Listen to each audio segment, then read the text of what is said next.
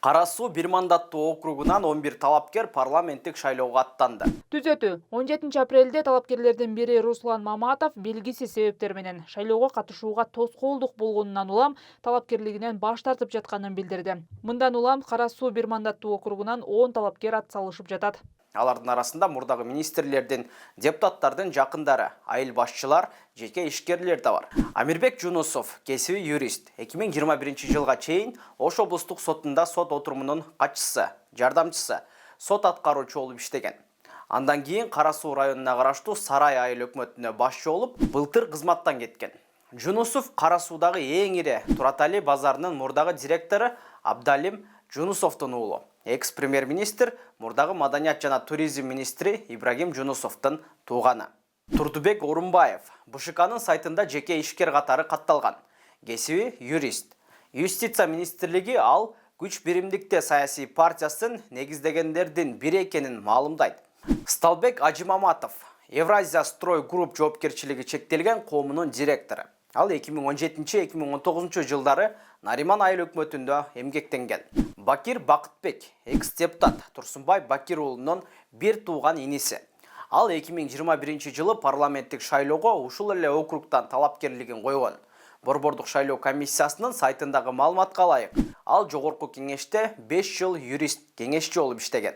Толкун Эргешев Юстиция министрлигине караштуу юридикалык жардам кызматынын Ош, Баткен жана Жалал Абад облустары боюнча региондор аралык башкармалыгы мекемесинин жетекчиси. Эргешев 2021 жылыда жогорку кеңешке шайлоого Кара Суу округунан ат салышкан. Райымжан Курбанов кыргыз тили коомунун президенти. Рустам Мамазакиров учурда Булак микрокредиттик компанияда регионалдык менеджер кызматын аркалайт. Ал 2016-17 жылдары жогорку кеңештин депутатынын кеңешчиси болгон. Ачык булактарда анын Ош мамлекеттик университетинде окутуучу болуп иштеген тууралуу маалыматтар бар. Ганишер Бадалов, жеке ишкер. Башка топторго киргизилбеген, башка жүргүнчүлөрдү ташуучу транспорттук иши менен алектенген Артур ЛТД жана жүк ташуучу автоунаалар кызматын көрсөткөн Аскат ЛТД компанияларынын ээси. 2022-2023 жылдары элдик курултайдын делегаты болгон. Илимбек Кубанычбеков Кара Суу районуна караштуу Акташ айылдык кеңешинин депутаты жана жогорку кеңештин депутатынын жардамчысы. 2020 жылдагы парламенттик шайлоого ал Кыргызстан партиясынын тизмесинде катышкан. Анын атында Кара Суу биримдиги коомдук фонду бар. Дамирбек Давлянов БШКнын маалыматына ылайык учурда пенсионер. 2022 жылы Бишкектин 1-Май округунан шайлоого арыз берип, бирок кийин кайтарып алган. Ачык булактарда Давлянов ички иштер министрлигинин мурдагы кызматкер экени тууралуу маалыматтар бар.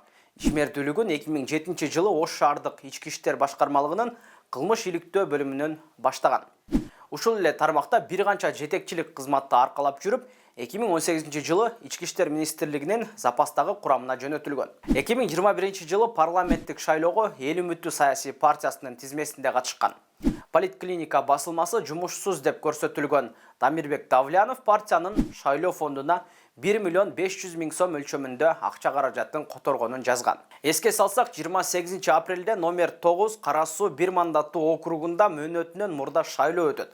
Борбордук шайлоо комиссиясы 22 февралда бажы кызматынын төрагасынын мурдагы орун басары Райымбек Матраимовдун агасы Искендер Матраимовду өзү жазган арыздын негизинде депутаттык мандатынан ажыраткан.